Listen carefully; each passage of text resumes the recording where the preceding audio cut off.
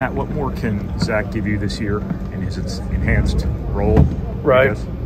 Yeah, just continue to rebound, continue to have good numbers, rebounds per minute. Keep improving in his ball screen defense, changing ends, sprinting. People don't understand with size, that's normally a 90-foot sprint. And sometimes you're out on that court as a guard and it's a 75 to 80-foot sprint. You would think the people that were bigger would have a shorter distance, but that's not the way it works because they're the ones always crashing.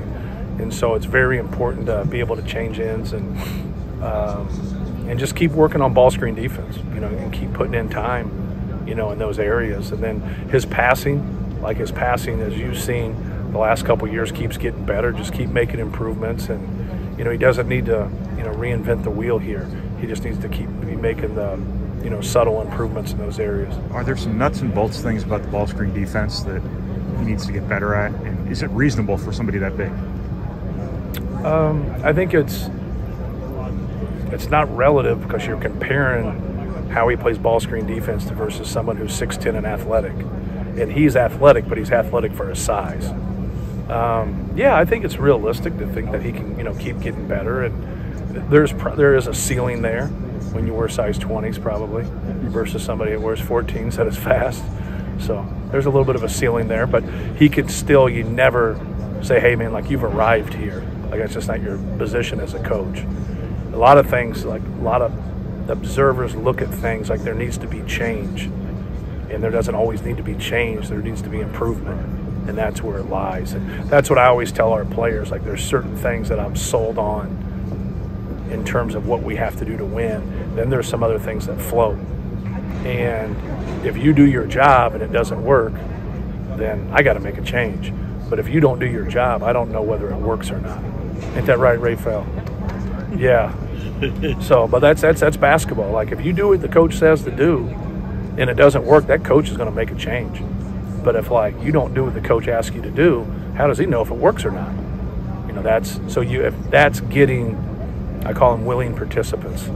You got to have you got to have guys that if they look at me and roll their eyes and listen to their old man, they should have never came to Purdue. And I love their old man. You know what I mean? I'm one myself. But it's I'm not sitting in his house every day. These guys are at our practices every day. They will lean on people that aren't involved. And that's what you got to be able to get. They got to lean on you, and they got to trust you, even when it doesn't go their way individually. And that's how you have good teams and good programs. Matt, how do you, along those lines, how do you stay true to what your roots are, who you are in that whole approach right in 2022 college basketball? Yeah, you recruit the guys that fit. When you get away from people that fit for you and fit for your program and fit at Purdue, that's where you're going to have more trouble. Doesn't mean you eliminate trouble, because it's competitive. It's a team sport. Everybody here has to sacrifice for us to be successful. That point has to get across real quick.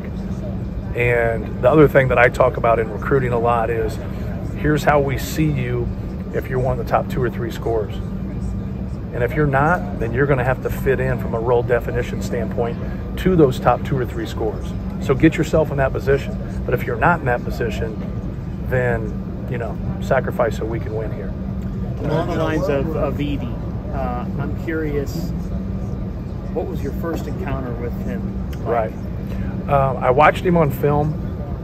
First of all, my first time seeing him in person, he was really good in a workout, and he struggled when it went to live play. So a pickup game is not suited for a 7'4" man that needs the ball in the low block. And so you just got to kind of take it with a grain of salt. I came back, a lot of the same things. I just thought he moved too well, and he was able to bend.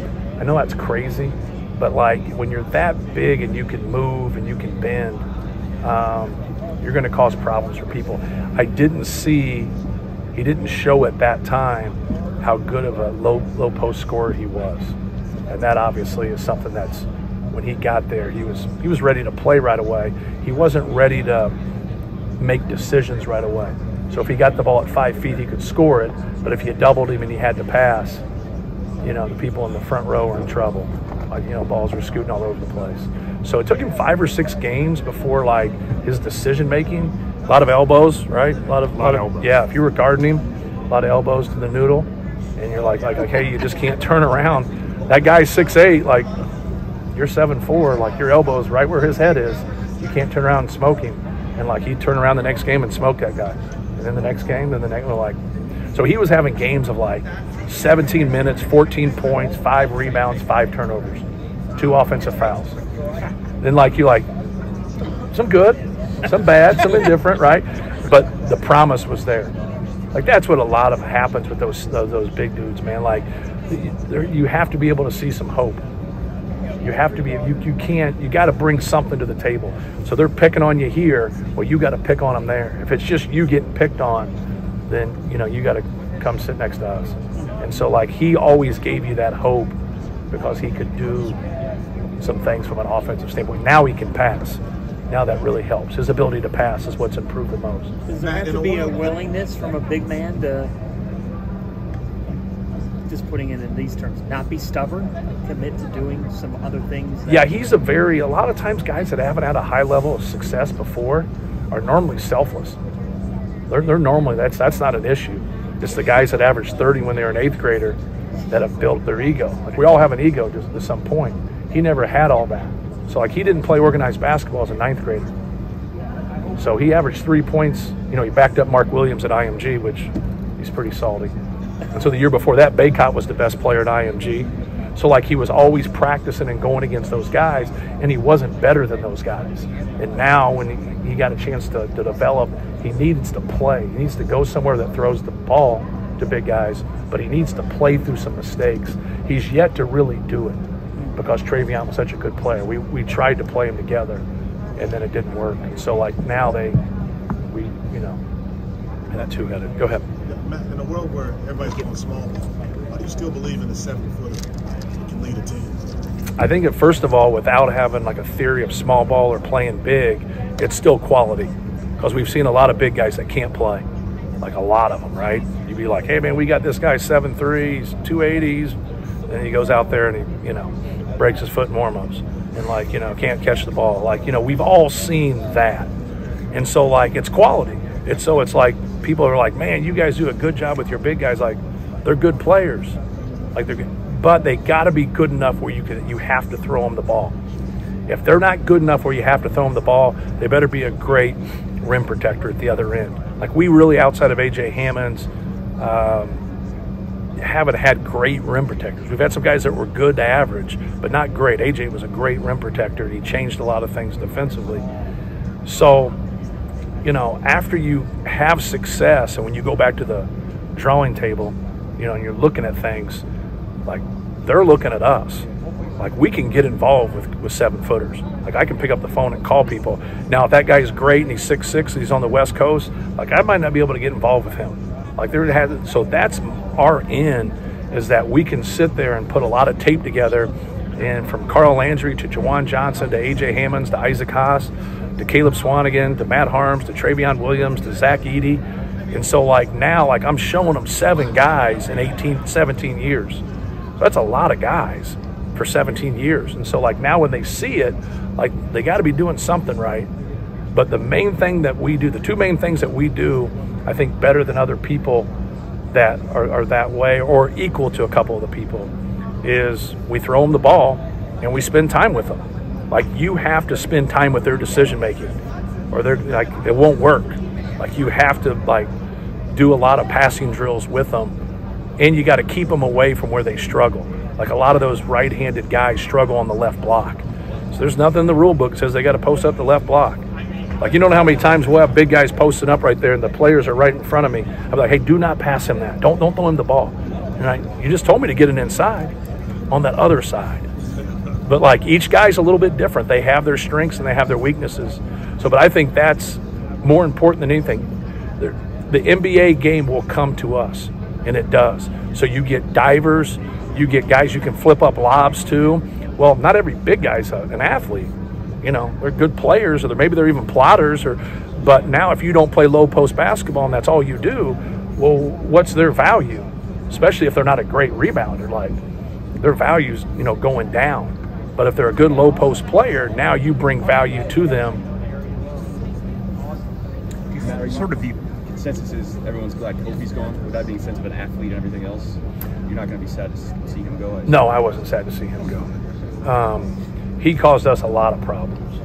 A lot of problems. We obviously won our last 2 games against him. He got in foul trouble, I think, in one of them. We also had a really talented guard attacking him in those drops, and that caused him problems. We never had somebody quite like that could cause those issues. And I think Zach can offset some things. Like Zach causes him problems, just like he causes Zach problems. But no, he was a tough guy. We had to get past kind of the fear factor a little bit. Like he scared the hell out of us. Like, you know, he was tough. Like you could see it in our guys' eyes. Like they go against each other. But 3 years ago, we really struggled with him. 2-3 years ago. Do you see pressure, maybe not the right word, playing positionless? You're tied to your system and what you do to have success in the NCAA tournament as a whole from the Big Ten. Is that leaning more towards that? I don't know. Once again, I think quality players. If you got good quality positionless players, I think it's a great deal. If you have great big guys, I think that's, you know, you're going to have guards no matter what you do. Like it's still a guard's game. Like, you know, those are your decision makers. Those are the guys. No matter if you emphasize where the ball goes, they still got to bring the ball up the court. They still got to, you know, make good decisions. So like that piece of just having quality guards, like get in the NCAA tournament and see who advances. I bet you their guards played well. Yeah. So I'd like for everybody to play well. Do you sort of view Zach as your most important decision maker now? He'll get the ball the most, so he's the most important because of the volume of how much he's going to get it. Do you want people double teaming him? They can do whatever they want.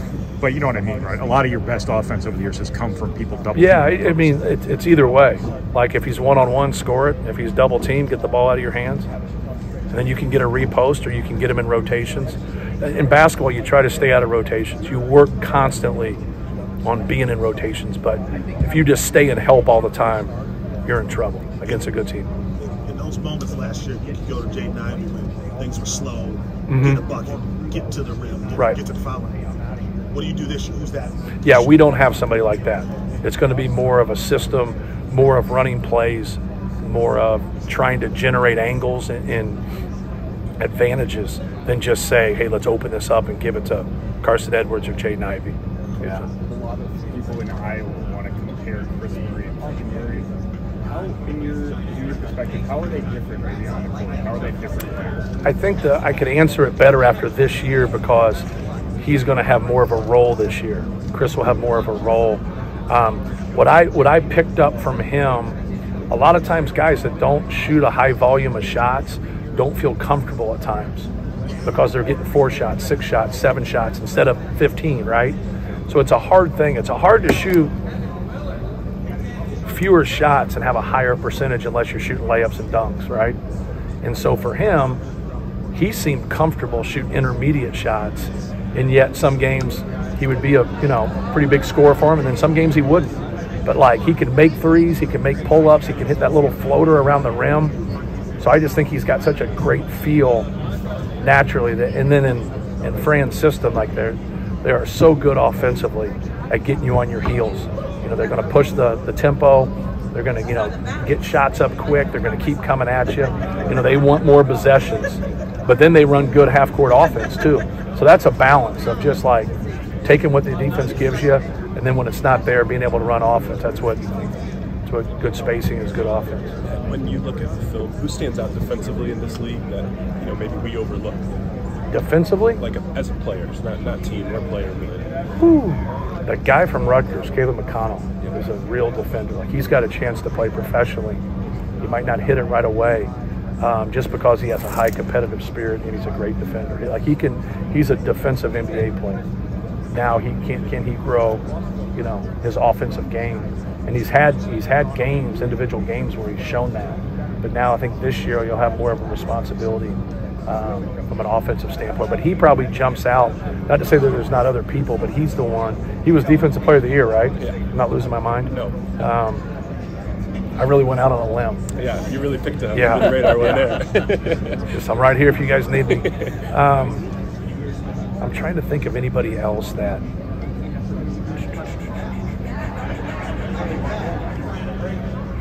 Race Thompson's a good defensive player.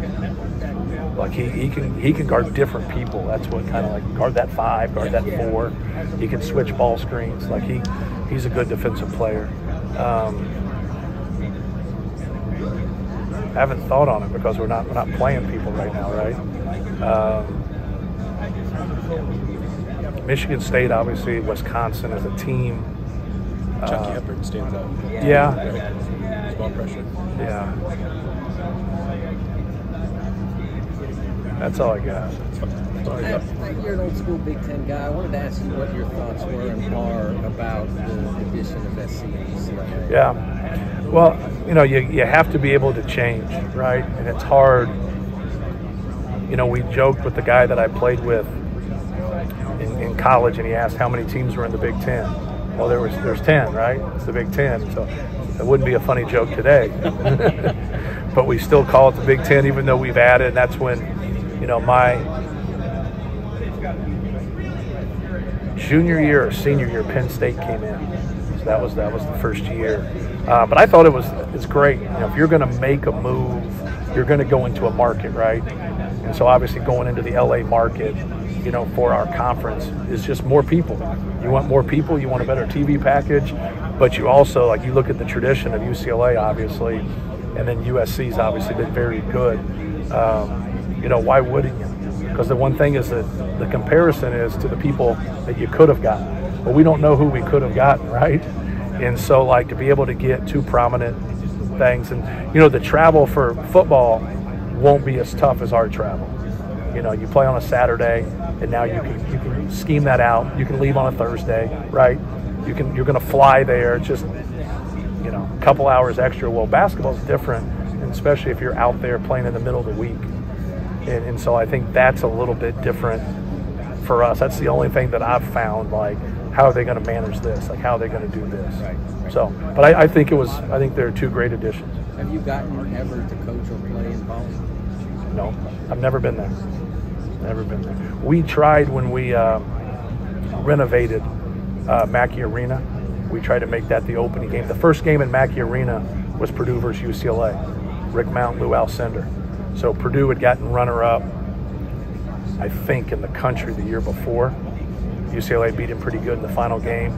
And then they hit a shot at the end at the buzzer to beat Purdue in that first game. They said the greatest game in Mackey Arena was the first game. So, and I've met like 50,000 people were at that game, even though it seats 14,000. But hey, they were there.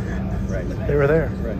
I know you spoke, you heaped praise on Braden Smith in the earlier press conference. Can you kind of expand more on what he's done that maybe has surprised you or not surprised you? Right. Well, him and Fletcher Lawyer they have a lot of similarities to them. They've both got a high competitive spirit. They both give us what we need. Like, we need some guys that can handle the basketball and make some plays for themselves and for their teammates. So I know his name came out more because Mike asked a question about a point guard, and he's our only true point guard. So, but no, he's a really good player. He can pass the basketball. He knows what's going on. He's highly competitive. He's got very, very good instincts on both ends of the court. But more of a point guard than like Peyton Pritchard, but along those lines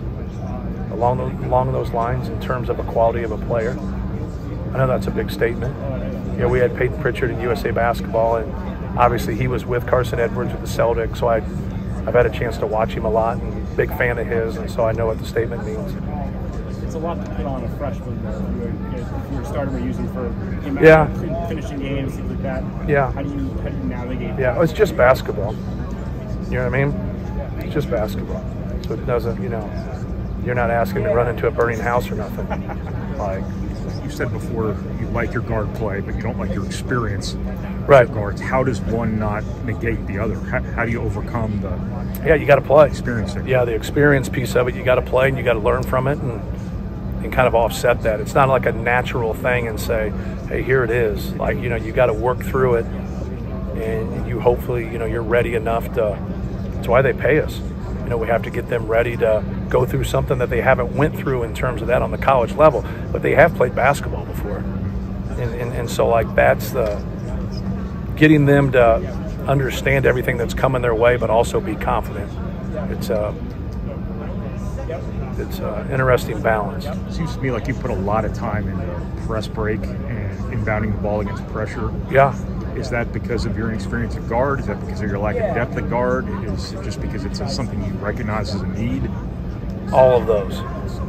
All of those. Just I want to see, like, sometimes you can get guys that like aren't point guards, and you go and you do press work, and they're good at it. Ryan Klein was good against the press, and you wouldn't say, "Hey, why are you taking Ryan Klein?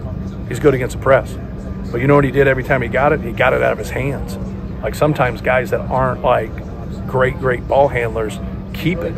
Like, you got a hot potato, you got to get that thing out of your hands and get them moving. So, yeah, just trying to kind of organically see who's good, who's bad, who's indifferent, what you need to work on, what you need to continue. But yeah, we also face Cincinnati in a scrimmage, which they're going to do more pressing. We face West Virginia. We face Marquette. We face Florida State. So you're facing some people of different styles that you need to get prepared for. Coach, a lot of great big men. You face a lot of big men, but there's no question. Clifford Warrior with Rutgers. Where does he stand among that hierarchy? What makes him good? Just high energy. Obviously, I think he led the nation in dunks last year. Just his ability to get to the rim and be quick, and he's a good second jumper too. So you got to get a body on him. If you don't get a body on him, that athleticism is going to come out. Good rim protector. For us, we'd like to bring him out and move him around a little bit, just so he just doesn't sit back there. But then if he is going to sit back there and we're going to post up a lot, be physical with him. Get to his legs as much as possible. Those guys like a little bit of space so they can tee off on you. But he's good. He's got a chance to make it at the next level. He's he's in that box to where they love their divers, their rim run guys you could throw the lobs to, and protect the rim on the other end of the court. So it's a great sign of a program when you see guys like Kayla Mcconnell grow, and you see him grow. Like each one of Paul McCahey, it's not a coincidence when you're in a program and guys are just keep getting better. When you see guys plateau out, and it happens in any program, it's one thing with a guy or two. If you see a whole team kind of plateau out, then they're not getting any better. You're not improving. But if you go to Rutgers, he's got a lot of examples there of guys that just keep getting better in his program. That's why guys need to go places, make good decisions, and then stay there and work through adversity. Now you're in the position like those three guys going into their last year or second to last year. I know with COVID it gets crazy with how many years somebody actually has. Yeah. What more affects this age of transfer portal? A lot of kids are leaving their schools before they graduate. Right. Does it make it harder to be a program like that can develop guys? Yeah, makes it harder for everybody. It's the only good thing about it is it's the same for everybody. But what's not the same is the name on your chest. So no matter what they do, Kansas and Kentucky are going to get players. Like Purdue, we're going to get players at Purdue. Maybe not to that level, but yeah, we've got the most Big Ten championships of any school. We're going to get players. So when they do this stuff, who are they going to affect the most? The ones with the lesser brand. That's who they affect. So my question to them, and I served on this committee, was if a guy goes to a low to mid-major school and he struggles or doesn't get minutes, we all understand about him transferring. But the guy who's first team all league, why is he transferring? Well, who stays for them? Like, how are they supposed to navigate? So I think anytime you get a rule and you change it, you should be able to write out why that rule is important, but you should also give those schools a blueprint to say this is how you should navigate it. That means it's good legislation and it's a good rule, right? When you can't do that, it means the rule stinks, and this rule stinks. It's not better as a whole for kids. Should kids be able to leave? They could leave before.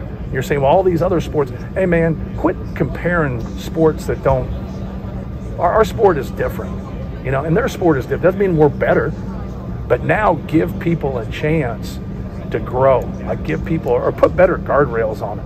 Make the guardrails stink.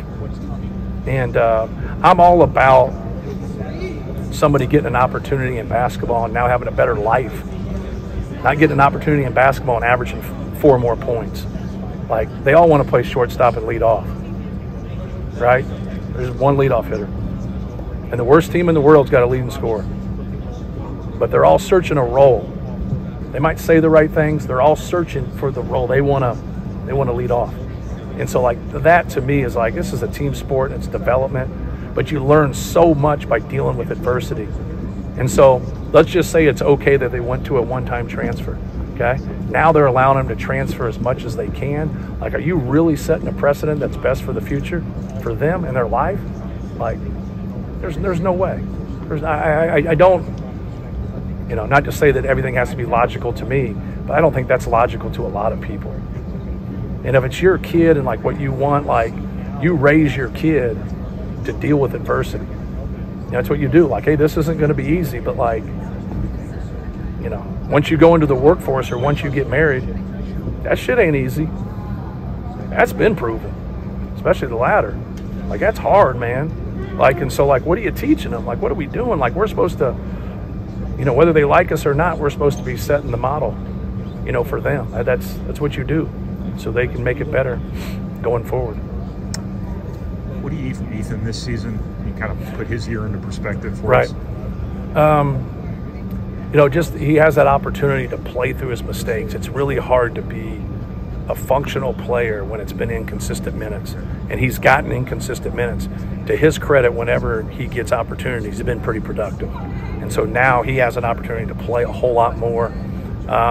Really for him, you know, to do a little bit of everything. You know, he's a good defender. He's a good rebounder. He can pass the basketball. You can see where all of his hard work shooting the basketball has paid off. Like, he can knock down open shots and just kind of be that Swiss Army knife for us, where he's doing a lot of things. He's going to do a lot more point guard things. And that was something we talked about in recruiting, trying to have a little bit of a cross matchup with him to when he's in there, you know, he can be with David, he can be with Fletch, so they both can take on those responsibilities. You know, because David's going to play some point, he'll play some point. Anytime Braden Smith will be in, Braden Smith will be the point. So, but no, I'm looking forward to it. I think he's going to have a great year. Do you have to stay on him and Braden to shoot open shots when they're there to make sure that they're not just automatically defaulting to move the ball? Without question. They both do that. They both are, you know, very unselfish to a fault. And you got the one thing about good teams is when you get open looks from people that can make them, like, you might be passing up the best shot we're going to get. So, like, when you get open looks, take them. Guys like that, you got to make sure that when they miss shots, that doesn't lead to them passing up another good shot. And that's, you know, you've got to you can't get as many good shots as possible. Don't worry about the result. Like, stay process-based, take good shots, and live with it. Hey, Coach, I cover Iowa. I know Keegan didn't play in West Lafayette last year, so you got a good look at Chris Murray. I'm just curious, like, what do you expect kind of from him this year, knowing that he's his brother, but different type of player? No, good player, skilled. You know, once again, like, minutes fluctuated, and when minutes fluctuate, you're not going to be as consistent as you would if you played 30 every single night, especially from a shooting standpoint. I think that if you watch guys, you'd be like, well, you know, he's really struggled from the field. He shoots 38%. You're like, well, he shot 2 shots, 4 shots, 8 shots, 14 shots, 5 shots. So you didn't get that consistency there. But for him, he makes like those little floaters around the rim, those intermediate shots that are kind of in between that a lot of people don't consistently make. He makes those to go along with his ability to shoot threes and drive the ball. And there's a really good player inside there, you know. And so, like, but there has to be a need. And with their personnel last year, he was one of the next guys. Now he'll be one of the main guys. So I expect him to have an all-conference type season. I hope he doesn't have it against Purdue, but no, he's a good player. He's a skilled player, and there's a reason why he got invited to the combine, right? Yeah. Those guys make mistakes, but they don't make very many mistakes. So, like, he deserved to be one of the best guys there, and he had a chance to get drafted, very similar to Edie. Like, they had a chance to get drafted, but trying to, you know, help their cause and now get into a role that now, like, everybody wants to be in, right? He's kind of walking into a role that, you know, he's probably looking really forward to, just like Edie is. Appreciate that. Thank you. No problem. Hey, Matt, I wanted to ask you about, you know, when it came to the new media rights deal coming up in the future. All the discussion was on the football side, but it really impacts basketball, especially the relationship with ESPN. Is there any way to spin that where it's not a negative for the sport? How can you build that up? Well, I just think we're so ingrained with him being a part of it because, you know, since 1980, right? Yeah. Since 1980, they've been a big part of sports, and they'll continue to be the big part of sports. They're just not with us now. It doesn't mean that in 7 years that they're not back with us in some capacity, which I could see that happening. So, yeah, it's just one of those things, and there's a lot of other factors that went into why they weren't a part of the second package. That, you know, they got to make the best decision, you know, for their company, just like we got to make the best decision, you know, for the Big Ten. How does that impact you? I mean, recruiting and other aspects. It doesn't. Does it? It doesn't. You just got to go somewhere else and watch it. You know, it's just a different channel, right? Yeah. And so the thing that'll get thrown out is the streaming piece of it. When you do have to stream, like that's the one I think, if you're going to write about how that affects, because we really don't know, right? We really don't know. Like us not being on ESPN and being on Fox, or us being on BTN and not being on ESPN, like from a consumer standpoint, like I don't think it's that big of a deal. It really isn't. But if I got to go stream something, or I got to go pay another monthly fee for something, you know, will people do that? Will people do that to watch Indiana versus Purdue? I think so. But will they do that to watch Purdue versus, you know, a directional non-conference opponent? It's a good question. Like that's the one you don't really know the answer to yet. But we also got to understand we're in a place of change with how things are changing, and like just from like what you can watch and what you can see on, you know, from Netflix to Prime Video to on down the line. We're a lot different than we were 10 years ago. I know from a viewership perspective, the Big Ten is generally at the top of the list with a Tuesday or Thursday night game. Correct. And if you're playing IU or you're playing Michigan State or Illinois or whoever, you're going to see those numbers, not just from dedicated Purdue fans, but from fans all over the country. Whereas if they got to click and it's like a Big 12 game, or I have to stream it, you know, and they're not a big fan, then that's where the numbers come down. Correct. But is that an area that there's probably, does the revenue kind of mitigate any of those issues? And in 5 years, does it really matter anyway? Yeah, that's a great question. I don't have an answer to that. That's a great question. Like I'd be like the Riddler, right? I'd be answering your question with the question here.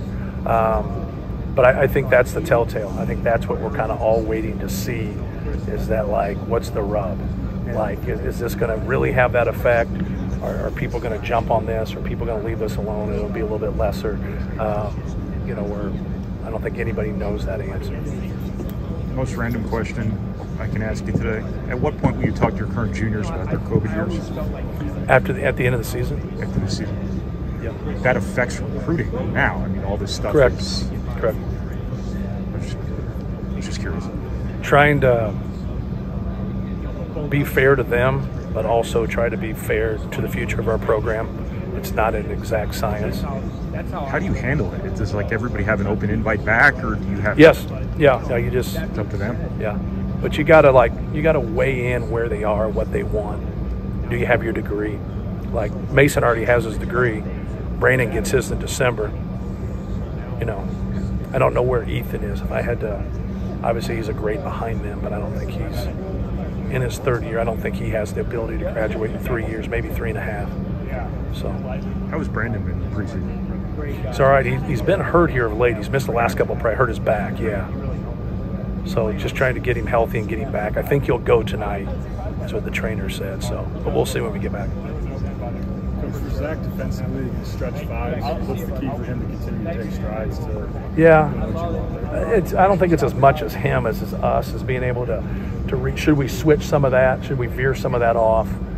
Should we throw some different looks there to help him? We've worked a lot in that in practice because Caleb First and Trey Kaufman put us in that bind. So like it's actually a healthy thing for us, offensively and defensively. But that's hard for centers, period. But it's hard for him too.